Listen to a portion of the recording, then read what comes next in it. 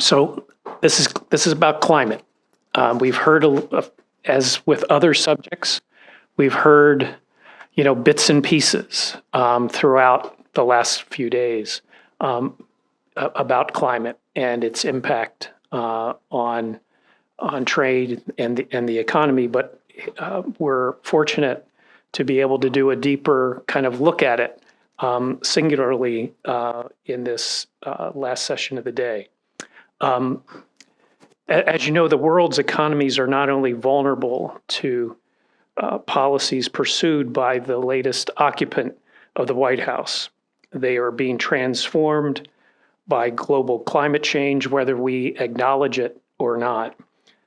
Jason Lee has focused his work on ways extreme heat impact people at very basic levels, including those toiling in key sectors of our societies, from work productivity to health. Jason has adopted the chilling notion, and pardon the pun, is that extreme heat is eating us alive, largely because societies have failed to do just what mentioned earlier, acknowledged the risks of climate change. He is an associate professor at the Department of Physiology, Yong Lin School of Medicine at the National University of Singapore. He directs the Heat Resilience and Performance Center and co-leads the Human Potential Translational Research Program. He chaired the Scientific Committee on Thermal Factors at the International Commission on Occupational Health and currently co-chairs the Heat Injury Clinical Practice Guidelines at the Ministry of Health in Singapore. His main interests are fluid balance, thermoregulation, and heat mitigation. He also studies the physiological demands associated with heat stress and how humans adapt to ensure optimum performance and survival. He's also dressed for the occasion, having accompanied a group of young people through its outward bound, correct, to monitor them and expose them to the elements that he studies. So he is committed to this work, and we are lucky to have him to speak with us today. So please welcome Jason Lee. Thank you, Kevin. Sure. Thank you. Go ahead. Good afternoon. First, pardon my attire, and I couldn't make it in time to change, so I came straight from Pulau Ubin. You know, this small little island in the east. Do take time if you have some time to spare. There's a small island. If you want to get out of Singapore, there's a small island where we see more greens. If you think that the green on the main island is not enough. So this morning we were there to have a discussion on how can we find that sweet spot. We exposed about 40,000 15-year-old teenagers to outward bound school. So the intent is, of course, is to that 5 days to make them more resilient, and heat resilience is one. But with the warming world, there are concerns, obviously. Not too much of exposure. If not, they get heat injured. So we're trying to find that sweet spot. My intent is to give a quick overview because I know I have an hour. So I want to maximize leave time for interaction. But I thought it's important I set the basis. And I'm an exercise and thermal physiologist. I look at human in this context, hot environment at a very personalized level, not at a population level. First thing I want to emphasize is every heat stroke death is preventable. And therefore, if you want to save every life, policies are insufficient. We need to go down to the last man and women. Also, it is our aspiration. We communicate this, and I thank you because you play a critical part in our overall mandates to augment heat health globally. The other thing is, when you buy a property, right, it's all about location, location, and location, right? Heat health advisory is hyper contextualized. So I don't intend to give you that global perspective, but narrow down to Southeast Asia. And you'll see afterwards at the end of my deck of presentation, there is this new hub called the Southeast Asia Heat Health Hub. First, I want to start by reminding you as we sit here and talk about heat health, people are suffering out there every minute. And this is a case study slightly outside Hanoi, a group of female workers making shoes indoor. I remember this because that morning I received a call from two of my PhD students telling me that life is tough doing a PhD. So they were thinking about terminating the PhD altogether. I said, hang on, we are busy collecting data. And I observed this group of female Vietnamese women. They were so happy because with every survey they complete, we pay them 10 US dollar. And based on epidemiological data, we know many of them whom are pregnant will suffer in terms of the pregnancy outcome. Worst case, a stillbirth, if not babies born into the world already compromised. Yet they were so happy simply because we pay them 10 US dollar per survey. I communicate that observations to two of my PhD students and say your lives are tough, or the women we sampled this morning. I'm glad to say that they took the message and they are about to finish their PhD next year. Also, my point is we are the privileged ones sitting in this room here, but I want to remind you the power of your communications, because if we do it right, we are saving lives. So I want to first orientate. It's not an academic exercise. This is life-saving. We have entered into the brand new phase. If you think global warming, that's not true. It's global boiling now, and we are right in the midst of the crisis. And last year, UN SecGen has issued not just awareness, but call for actions, urgent call for actions. And among the various sectors in the society, my heart goes, and my team of 50 goes to the workers. Heat affects across the whole lifespan, from males' fertility, probably women's fertility, to maternal health, thermal comfort in schools, all kinds of occupations, elderly with disease, and even pets. I can't believe you still see huskies hovering around in Singapore. They should be banned from Southeast Asia. So you see, there's still a lot of things that we need to augment. Remember the workers. The pandemic reminded us who are the real foundation and fabrics of the society. The healthcare workers that took care of us, the construction workers that give you shelter, and the farmers that provide the food on your table. Also remember, it is them. And if you need, there's a lot of good resources there, but I want to point you to the Lancet countdown. Every year we update the indicators on how climate change impact various aspects on health. So this is one good source of reference. And here I want to immediately narrow down to what and how extreme heat means in our context. In fact, the heat waves that most of you are aware of, because largely shaped by the literature, right? Global North, loosely called, heat is often presented as heat waves. Meaning if there are no heat waves, means heat is not the problem. But in this part of the world, there are hardly any heat waves. So does that mean heat is not a problem in Southeast Asia? Not true, yeah, because our heat is a slow, moderate onset chronic exposure. Always warm, always humid, and it's prolonged. So you might think that Singaporeans or Southeast Asians are heat acclimatized. I tell you that is totally wrong. We are very unheat acclimatized because we spend more than 95% of our time indoor. We are behaviorally very heat acclimatized, very sensitive to thermal discomfort, and try all ways to avoid the heat at all costs, and therefore inducing lack of incidental physical activity, myopia, mental health. You see, the avoidance of a stress, in this case heat stress, has swung us to the other end, that we are not realizing our true health potential. You might say, Singapore, not bad, must be top 3 in the world life expectancy, 85 years old. But given the resources, the infra we have, I think we must be more demanding. Maybe 85 is not our true potential. Also, don't argue relatively, we are doing not bad. But from the resources, infra, healthcare system, I think 90, 95 should be our target, not 85, maybe even a century. Also, I want to orientate you. Heat in our context is an horizontal and overlay, depending how you look at it. From a health pillar's perspective, You know, right? How to be healthy is about how you sleep, how you eat, and how you exercise. And I'm telling you, heat has a direct negative impact on each of these three health pillars. You probably appreciate hots in Singapore. You can't exercise well. So you are looking for personal best in your endurance race. Some of you look quite fit here. Please don't compete in Singapore. You never get your personal best. The trick to doing a good personal best is to work harder, save more money, get a flight, and fly to a cool country. Yeah, don't do it in Singapore. Yeah. How about heat and sleep?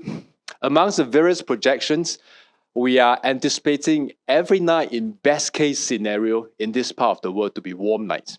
That is scary. Best case scenario by mid-century, almost every night will be a warm night. So heat affects exercise, sleep.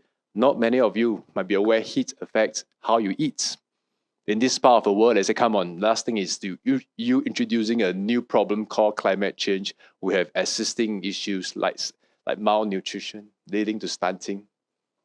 So we are saying that it's not a new problem. I'm saying that heat will exacerbate your stunting issue. Do you have that kind of feel when it's hot, you don't eat as well? When it's cold, you eat more? So knowing that physiological basis might allow us to alter the mechanisms and therefore tilt your response accordingly. So now we are doing experiments after the swim. You usually eat more, right? But if you warm the swimming pool, maybe if your intent is to lose some weight, maybe a warm pool is better. How about the elderly? They can't eat as well as we hope. Maybe to cool them down in the warm hospitals might enhance their appetites. You can look at it from a life stages perspective. You can also look at it from a population specific. So see it as an overlay and not necessarily heat waves as a vertical. So this best depicts us. We are the boiling frogs. We are frogs in the boiling pot. Not heat waves, but nearing that threshold, so that 1-2 degrees makes a lot of difference. So such is the context. It is dangerous that even in Singapore, I like to say we are quite progressive. Only just a few years ago, we began to acknowledge heat is an issue. Because before that, we mapped heat to mortality and said hardly anyone died of heat, and therefore it is not our problem. But because we are constantly exposed to heat, we shun away from the heat. Productivity, thermal discomfort leading to wrong decision, accidents, quantified those, and the government now has acknowledged this is critical, and we need to invest a lot more. Huge economic implication. Which means it's hard to perform this experiment if I get 100 workers to build a skyscraper in Singapore and then do a counterbalance design and build that same project in London. You will see how much quicker, safer that project will be completed in a cool environment. Look at the number of infra projects that we are embarking on. It has huge economic implication. We attempted to fill these slides some of the less discussed known impacts, direct and indirect, due to extreme heat. I talk about myopia, lack of vitamin D, lack of sun hitting the eye, therefore lengthening, leading to short-sightedness. Physical activity. If the Health Promotion Board says 10,000 steps per day, it's a little bit more difficult to achieve in Singapore because we don't usually commute to work by cycling or walking because it's very hot. And therefore, every count is likely intentional, not incidental. So layer on the Asian workaholic mindset, you hardly have time to exercise. So these are penalizing us. So on and so forth. The epidemiological data are clear, right? When you overlay heat to some of these impacts, from suicides to domestic violence to accidents, those are clear. But right now, we are pressing hard for the mechanism so that our solutions can be more targeted. I want to refer to this barber here, the pets. I have a soft spot, for pets that say that huskies should be banned in Singapore. Do we need to create evidence to say it's not barking, it's cursing at the owners? Why do you bring me here to suffer? Okay, very quickly, just for your awareness, cities have a life skill besides your formal work obligations. To thrive in a hot environment, you need to understand some of the basics to protect yourself and help us to communicate to individuals at risk, the elderly, very young children, workers accordingly. So I'll press this and it should work. Yeah, so you do have very powerful way to lose the heat. Vasodilation pulls the blood, hot blood onto the skin, or you can evaporate when you sweat. Remember the key word is evaporation. Sweating does not lose heat. Lose heat, sweats, evaporation does. But when you come to states, you keep on pushing, there will be a point that there will be reduction in blood flow to your vital organs. And then the toxins we are supposed to be resided within your guts get leaked into the portal circulation. And then you will cause a lot of alarm bells. There will be a systemic inflammation. And one leads to another. Eventually, your organ will fail. And then you get heat stroke. So my point here is actually it's not easy to die of heat stroke. Right? If somebody died of heat stroke, means many had suffered. And there must be something seriously wrong because there's a lot of opportunity to stop this from progressing. So when you hear news, somebody died immediately after the marathon race, right? Unlikely it's because of heat stroke. It does take time before you complete this process. Last week, I'm not sure how many picked up news. There was a 47-year-old man who collapsed during the National Day parade rehearsal. It was cardiac arrest. Most likely, they are still investigating, but there were conversations. Could heat exacerbate that condition? So that is another area we are going to probe more. The other thing I want you to know is it's too simplified to assume hot weather equates hot human. That's not true because now you know this simple equation to determine how hot a worker, a human can get. It is dependent on three input parameters: the weather, the attire, and the physiology. So it's not so straightforward. When it's hot, it means that population or that worker will be hot. And therefore, when it's not so hot, he or she will be safe. Not true. If it's not so hot, the person can choose to work very hard. He or she can still become hot. But this also gives us enablers. When it's very hot, you can manipulate your attire to a large extent, not to a small extent, but more importantly, the physiology of work, and of course, your own personal capacity, so that you can perform well in a hot environment.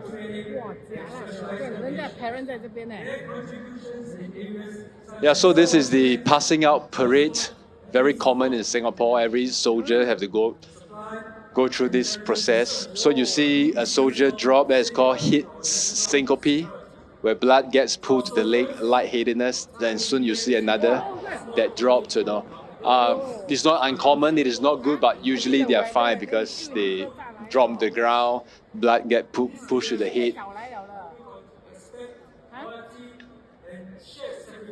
I let this finish first. So you see two drop. This is what we call heat syncope. But the same physiology in this case occur to a worker performing a task at heights. And in this case, it led to fatal consequence. He fell from height and he died. And in this case, the coroner decided to probe the case further and concluded heat was a major cause. So my point here is you don't have to be killed by heat directly because of heat stroke. A simple physiology here that caused lightheadedness, and then for whatever reason his safety harness wasn't on, could cause death. Traditionally, we have attributed this to be a typical slip, trip, or fall in the workplace. But we need to ask the question, what induced that fall? Here's another example. We performed a study in our healthcare workers. They were executing an emergency response. Without going to the details of the study, this counterbalance, them serving as their own control intervention, was eye slurry. We administered a test called risk-taking. It's balloon analog risk-taking test to assess their risk-taking behavior. Long story short, we found that when the workers were thermally uncomfortable, they began to take more risk. Not good for the workers, not good for the patients under their care. Also, in this case, there was no consequences of mortality, no one died of heat stroke, but indirectly could induce a wrong decision make, leading to other issues. It's not just heat. I like to speculate when you are being asked to perform a task in an uncomfortable environment, in this case, too hot or terribly cold, or very smelly, or super noisy, what will be your default human response is, I want to get this job done as good as possible and get out of here. And what it means, if you're a 10 years old experienced worker, you might say, they kept telling me step 7 out of these 9 steps are important. But I think step 7 is redundant, because I want to get the job done. You get your hands chopped, you get a near miss, you have accidents. That analogy is also very powerful. You know, when you are in the smelly room, after a while, the stench doesn't smell that bad. That is the kind of situation we are in. We are constantly in the warm environment. After a while, we got too used to the discomfort and say that it's okay lah. I add a la because we are Singapore. That is Singlish, one notch above the Queen's English. Yeah, we call it Singlish. So I want to show 2 examples of the less talk about consequences of thermal discomfort leading to problems. And all this you can quantify from an economic perspective. It can quantify from a social perspective. It has huge consequences. Okay, this slide is important because as we communicate heat health, often not just describing the problems, they will ask, what can we do to beat the heat? Being a physiologist, I think this is the most sustainable way to use physiological techniques to beat the heat. Yeah, this will be very, very powerful because once you harness this, right, you will do well in the warming world. I'm an optimist. Yeah, remember, as the world gets warmer, there are also new enablers, and hopefully, with good cooperations, the net-to-net outcome is the world will be a better place. Some tell me, say the young people these days have lost the hope. They just want to live what YOLO or whatever you call it. I think the next generation will be in better shape than us. That's what I choose now to believe, because every generation seems to get better. So without any heat management plan now, we are doomed, because everybody has a start state and you have your limit there. If you work, you hit that maximum limit, you will stop work. If you're motivated, you push beyond, you get heat injured. So a good heat management strategy should reduce the start states, attenuate the rate of rise, and increase your new limits. Because by doing so, look at the y-axis, your ability to do well in a hot environment is now expanded. This has ability, a good implication, that you will do well and safe in a hot environment. Okay, I'll repeat again. Now, this slide is very important, so I don't want to rush through it. Without any heat mitigation, this is your potential. So any good, effective mitigation must reduce, attenuate, and extend, because by doing so, your thermal capacity on the y-axis is expanded, and this has a positive implication to do well and safe in a hot environment. And I don't have time to elaborate each of these techniques. Right? These are what you should do to beat the heat. Get yourself aerobically conditioned, endurance exercise, heat acclimatization, cool yourself before, during, after, optimize your work rest cycle, and then hydrate appropriately. A lot of photos I see in terms of beating the heat is always someone holding a water bottle. And that is one strategy, but the least effective option. There are a lot of things you can do to beat the heat. And look at the bottom half. You remember my previous slide. Aerobic conditioning is the only intervention that ticks all the 3 phases, which means it is the best investment you should make. We are not being too demanding, guys. Before the pandemic, we asked you to keep fit by exercising for general health. During the pandemic, we say keep fit to have a good immune system, mental health. Post-pandemic, in face of a warming world, we still ask you to do that one solid good thing. That is to exercise. Also, keep on exercising. In fact, it's very evidence-based. Now you know when you see somebody aerobically fit and say that, whoa, you are cool and you are hot. And it's actually evidence-based. You see, when you are fit, you start with a lower core temperature and you can end very safely at a higher core temperature. So when you make that statement, say you are fit and therefore you are cool and you are hot, this is the evidence to support that statement I just made. Okay? But one can always choose to bypass the expanded limit and special forces, very well-trained individuals, workers being paid by piece. No matter how you enhance their capacity, they often push beyond for obvious reasons, for immediate gains, recognition, and therefore there is space for technology to come into. So here we depict in hope to inspire the future heat health warning system could be in the form of real-time personalized level monitoring. Seeing the greens means okay, amber means keep a lookout, and red means evacuate that individual immediately. This was done more than 100 runners a couple of years back in the Singapore half marathon. Okay, and finally, you can leave the next half an hour for discussion. But before that, I want to create awareness. Another good source of information pertaining to heat health is found at the Global Heat Health Information Network. This is an initiative by WHO and WMO, and we have now contextualized it in erecting a few hubs. And Southeast Asia Hub was the first to go. And we made the big announcement in January, held a forum in Singapore. This video will depict our intent, and I'll leave you to take a look.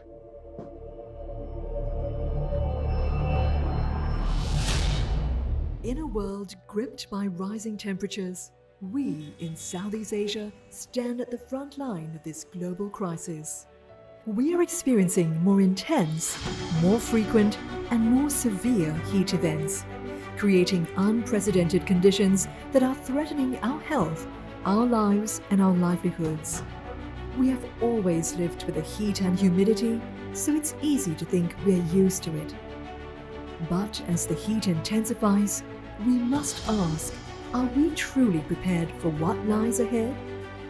Our countries, provinces, and homes are feeling the strain of increasing oppressive heat, with schools closing, work disrupted, and heat-related illnesses on the rise. The toll of chronic heat stress is also quietly impacting our health, productivity, and mental well-being. The region's rapid urbanization and aging populations, plus socio-economic disparities, further amplify the impacts, making this issue impossible to ignore. The time to act is now. This urgency has led to the creation of the Global Heat Health Information Network Southeast Asia Hub, a regional initiative of the global network which is spearheaded by the WHO-WMO Joint Office for Climate and Health. Anchored at the Heat Resilience and Performance Centre at the National University of Singapore's Yong School of Medicine, the hub will be central to the region's transformative action. Our mission: to foster collaboration, accelerate knowledge sharing, and catalyze evidence-based policy and action. By focusing on regional specific challenges and priorities to safeguard human health and well-being, we strive to prepare communities, protect populations, and empower individuals to thrive in a Southeast Asian climate. Together as a region, this is our opportunity to build stronger, heat-resilient communities. For today, for tomorrow, and for future generations, let us commit to face these challenges head-on and build a heat-resilient Southeast Asia that can thrive in face of this warming world. Together, let's rise above the heat. พวกเรามาสู้กับความร้อนไป Atu ด้วย ta กัน qua apu go cho loa Mari jatuh. bertahan melawan haba. Cùng hợp thức phòng chống sốc nhiệt. Daig natin ang init. Bersama kita atasi rasa panas. យើងរួមគ្នាយកឈ្នះបរិយាកាស หุ่น ខ្លាំង เห็น ខ្លាំង ก็สามารถเอาชนะอากาศอ่อนๆที่ท้าทาย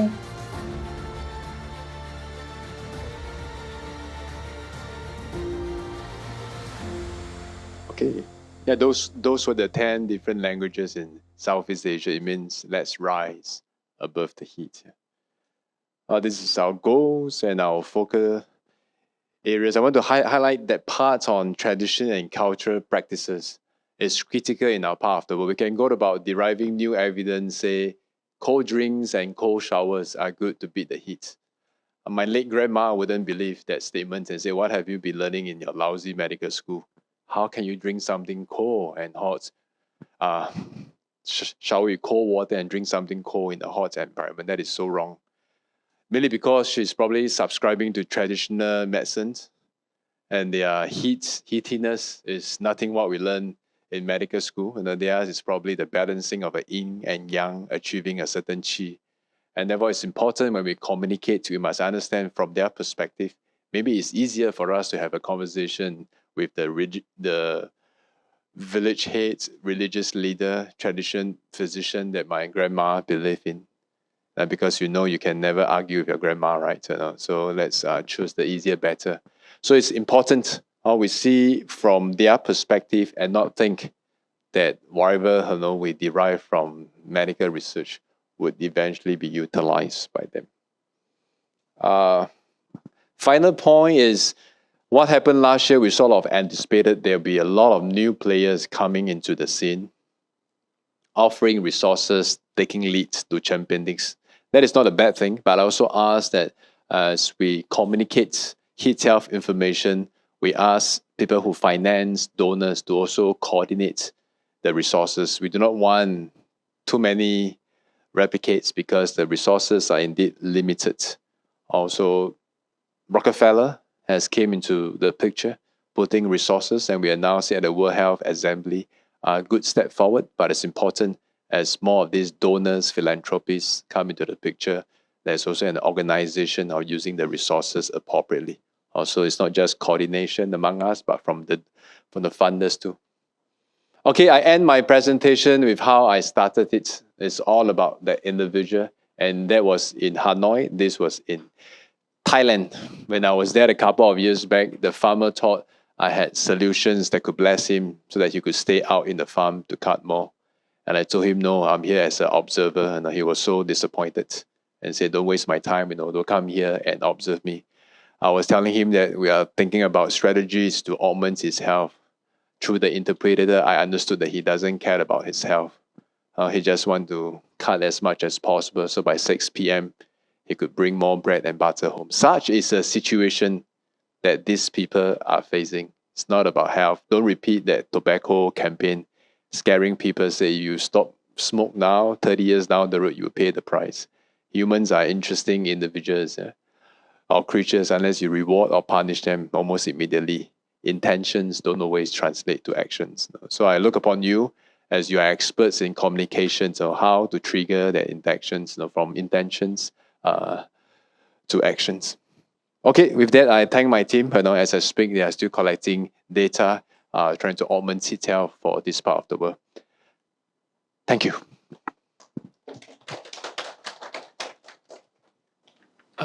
It's open for questions. Who's got any? I'll start. Just because we're here in Singapore, the view out the window Beautiful. Underscores, what's happening here. And I wonder if you mentioned earlier that there is not enough acknowledgement that that climate change is happening. What are institutions that are supporting the economy doing that make you believe that there is a increasing acknowledgement that more needs to be done? Yeah. Our site's Project Heat Safe. Project Heat Safe was initiated during the pandemic. For those of you who follow news in this part of the world, it uncovered a lot of gaps in how we were housing our migrant workers. So that's where crisis brought about opportunities. And it sort of reject the whole system, a lot of attention. And Project Heat Safe was commissioned. One of the things that we found in Project Heat Safe is often employers or the C-suite chairman think that this is an altruistic conversation. After all, Jason and team is trying to tell me, let's not profit too much in the expense of the workers because of a warming world, and therefore maybe not 10 million per year, 8 million, and then protect the workers. But the data actually show good heat management solutions not only protect the health of the workers, but they work more effectively. Meaning that it's not a zero-sum game. The investment that is introduced to augment health and safety also augmented their work productivity. Okay, and this is very contextualized. Most of the work conditions are not paying by piece. It means there's a fixed salary every day, every month. So when the temperature gets hot, humans, including ourselves, I don't believe it's just restricted to the workers. They will pace themselves, and the price in the form of presentism, they will slow down, and therefore we are bleeding often unknowingly, economically. And that study showed that if you rest them well during the break and give them more breaks, right, during the work time, they actually work more effectively. And if I may take this point further, the paying model is key. And right now, earlier this year, Singapore rolled out the landmark bill for platform workers. Yeah, platform workers is a bit complicated, not quite self-employed, and then not quite employed by an organization. They're sometimes in between. So don't be too naive if you think that we can develop a heat health warning system for platform workers and hope they will respond. Because after all, this is a conversation of if you don't take advice from me, you may get heat injured. This is what heat health advisory or heat warning system is all about, risk conversation.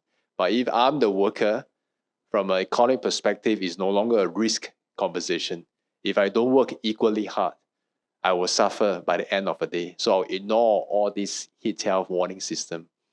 I think to do this well, we probably need to communicate to the CEO saying that these are the epidemiological data. You need to regulate work. If not, you are paying out in other ways, more accidents, bad customer service. You need to speak to the clients like us. I hope during rainy day or hot days, when there's a premium or the platform workers arrive a little bit late, you receive him or her with a smile because someone is taking risk on your behalf.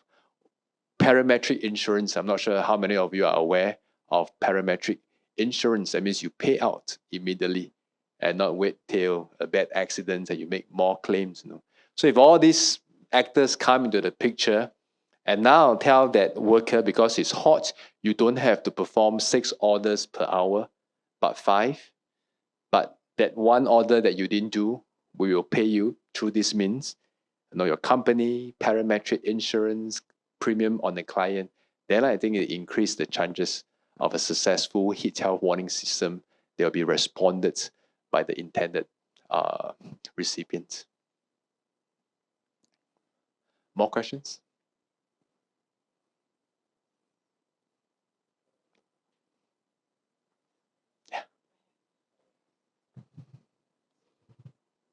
Thanks, Prof. Jason. I'm Sing from Gulf Insider in Singapore. Because I know that you are double heading also in MOH, Ministry of Health. And I think, so I have 2 questions. One question is how has the public healthcare infrastructure evolved with this new, not what is it new, but this greater awareness of health, of heat? Yeah. I think for the Ministry of Health, public health stakeholders, in fact, if I elevate it, sometimes I ask, why is this not driven by WHO, by WMO at the highest level? I don't have a good answer, but we are in the midst of trying to tell the public health, this is not just, because public health see that we don't have any heat-induced mortality, Jason, so actually heat is not a problem. But right now, we are saying, no, heat can affect us as a horizontal. And the projections of our non-communicable diseases are not looking great. It will be an increase. And then we are saying there might be a role, not just direct death due to heat stroke, but will exacerbate current conditions. For us, we're also anticipating a super aging population. So I think that is a bigger push why our government is responding more, because they know amongst the various groups, the elderly will likely be compromised in the near future. For those of you who are not aware, within the next 4 or 5 years, Singapore will transit from 1 out of 5 to 1 out of 4 individuals who are above 65 years old. And it's clear there will be a lot of these individuals potentially being compromised by heat. And Singapore, we are very blessed. They do look at mid-term, long-term issues, and therefore we are making the investment now. And the co-chairing of the clinical practice guidelines is actually very specific to exertional heat injury. Every 10, 15 years, we revise that clinical practice guidelines based on the latest information. So one of the things we want to educate more is see treatment of heat stroke patients almost like a CPR and AED. You do it as quick as possible, and not maybe some people think it's okay, just rest him or her, we activate the ambulance and the hospital will take care of him. That's not true. Right now, the data suggesting the damage is done that first 30, 45 minutes. Also, we want to advocate for immediate attention to cool the individual down. So these are one of the few updates potentially we'll be introducing. Thanks. And I think my second question is, how does cross-border collaboration look like in ASEAN under this GHHIN? Yeah. The weather agency, the Met agencies, actually, we got a good grasp of them. They are all quite in the game. But the public health equivalent for each of these nations in Southeast Asia is still a work in progress, because these are the two key actors that must come together. If Singapore MOH is responding, but many health agencies are not. So, but there will be a work in progress. We're actually putting them together to have that conversations, or basically this partnership. In Singapore, again, briefly, how heat resilience is organized in Singapore is predominantly by two key ministries. The Ministry of National Development, because they are in charge of all the infrastructure, and the Ministry of Sustainability and the Environment, for obvious reason, climate change. So with that, there are more than 30 agencies under these two agencies, and the reports to the Prime Minister office. When I ask how is heat being organized outside Singapore, definitely, not there yet. People are thinking that heat is there, but not quite there. It's quite dangerous when you say heat is everywhere. It can also mean that it's everyone's problem, but no one's problem. And also we are looking for that champion, and here we organize from a whole of government approach. It's easier for us, it's smaller, but definitely a lot of work in progress outside Singapore. There's also both altruistic and strategic reason why we need to do work around the region. Can you imagine one day we call a red alert for heat wave? Let's say we decide it's 35 degrees Celsius over 3 days, and then across the causeway, our Malaysian counterpart say, I'm sorry, our threshold is 38. Can you imagine the potential confusion you'll be causing to the public? Last time from Singapore, say, oh, Singapore, no, you are always too conservative. Anyhow, call this alert, making our lives in a mess, because just 500 meters away, our Malaysian friends is 38, and they seems to be okay. So there's also a need for regional coordination. There's also other implication. If the farmers in Thailand struggle to spend more time in the field to grow the rice, what it means that our middle class potentially will feel the heat, because the same amount of rice will cost more expensive, and that have implications to our politics. So I ask that we see this as one whole system. What is affecting the region would affect Singapore. As you know enough, Singapore, we are very dependent on the world, on the region. So may it be altruistic, may it be strategic economy, I think it takes all the boxes why we should do this collectively. Thank you.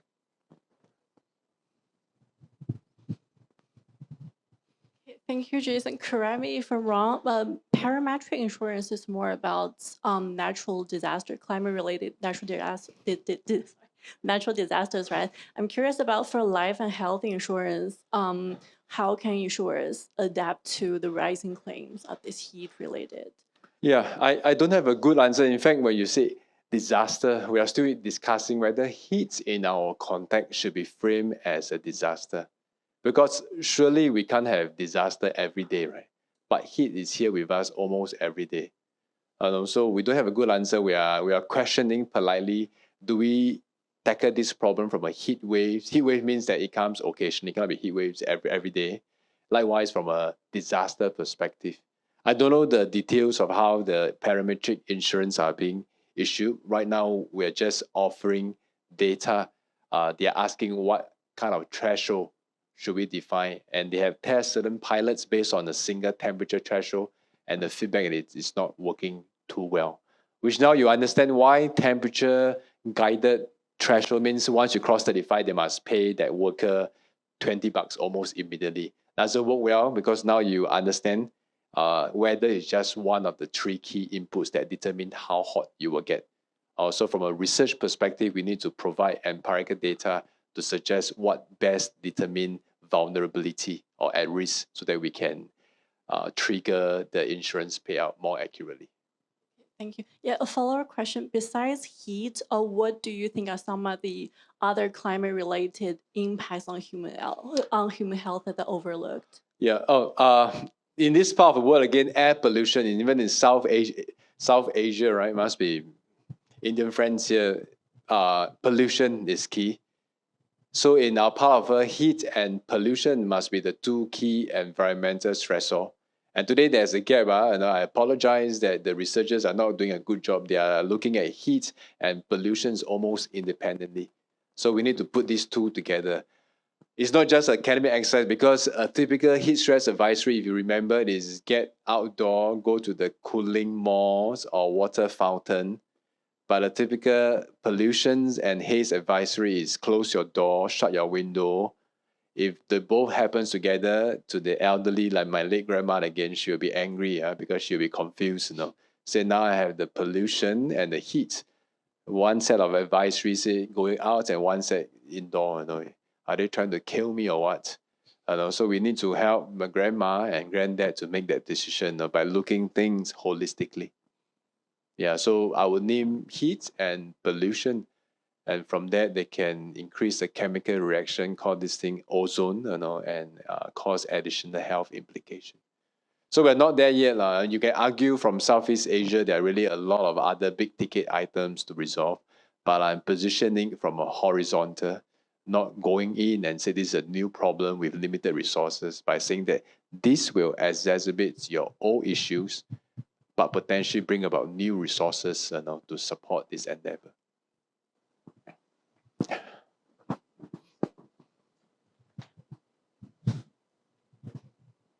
Thank you, Jason. Soo-hyung from Bloomberg News. Can you tell us a bit more about how we can bring this climate change angle when we cover trade issues and trade wars? I'm not an expert, in trade. All I could cite is the economic implications, or if you don't augment heat health or heat resilience, productivity will suffer. Not just from the productivity at work itself, it can lead to other damages. I have a video, I have no time to show that it depicts a Grab worker in Singapore. It's like your Uber equivalent, the platform worker. Amongst other implications, he said that after the days of work in Singapore, he has no time for the family.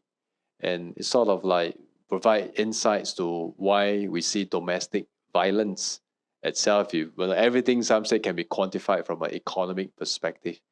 So just by investing in a thermal comfortable worker, it's not just augmenting work productivity. It potentially can spill off to non-work hours, reducing other risks or implications due to a warming world. Yeah, that's only how much I can say, but I shouldn't over speculate because I'm not in the area of the economic side of things. When you look at models that where countries that you think are approaching this in a holistic way, where do you look for that kind of inspiration, and what do you try to emulate from those models? We used to look at the US. They did have a very coordinated effort to bring agencies. I think it was called the National Integrated Heat Health System, something along that line. But it has been dismantled. But good that we have the Global Heat Health Information Network that bring together individuals who are experienced in forming such a system in different parts of the world. So today we look at the Global Heat Health Information Network as a source of inspiration and reference to better organize heat governance. But in Singapore, I'm also very proud that while we only make that 180 degrees, because if you talk about heat health in Singapore 3 years back, right, the response would be, this is not a national problem. This is probably a soldiering issue for those who are from Singapore. But now they have acknowledged that it is a national issue, and we have organized ourselves and even have the emergency task force called Operation Mercury when it comes to a certain threshold, we can activate our resources accordingly. But we want to take the lead, do more, and hopefully we will be the inspiration for our neighbors, to follow suit accordingly. Yeah, so the motivation of the Southeast Asia Hub is to do that. Anybody else? I might miss it, but do you work with Grab or advise Grab on how they could price their service and compensate the workers somehow that to take into account the heat? Because in Vietnam several years ago they introduced the heat wave surcharge, and then the public and the consumer association, they kind of in Vietnam were really loud saying why did you introduce this increased prices, how do you define heat wave? And it received so much backlash, and Grab didn't really even try to defend themselves, their decision, and they just scrapped it. And while on the other hand, they do have raining. When it rains really hard, the price always increases, and people are fine with that. But for some reason, they're not fine with the heat surcharge. Yeah. We have not. Well, we have conversations. That video I didn't show. It actually was a Grab delivery man recommended by the Grab himself. But if you ask me, right, to make this most efficient, this is where government must come in. Of course, we must create awareness, that intrinsic motivation from a business perspective. Do this because it's good for your business, right? But that is where I find sometimes very inefficient. That's where good government must set off. If you want to operate in my country, this is a set of regulation, almost impose it in a good way, because we can't afford to go around to Grab. Then you have many other companies to convince them. So we are looking for good leadership in this case to put forth the regulation in that country, and then the companies will follow suit. I mean, that is how generally we get things done here. And hopefully there are enough incentive, for those companies to say, okay, although I don't like it, but seems like there's greater impetus for me to stay on. So yeah, so that's where the governance, I think, is important. But having said that, government don't push for solutions. Therefore, we're also inviting the industry players to come on board. Academia don't scale solution. We provide the evidence. Government don't scale solution. They set out the policies. And therefore, the industry must come in knowing that there's actually a good business case. Because as I say, good health makes good workers, and therefore good business.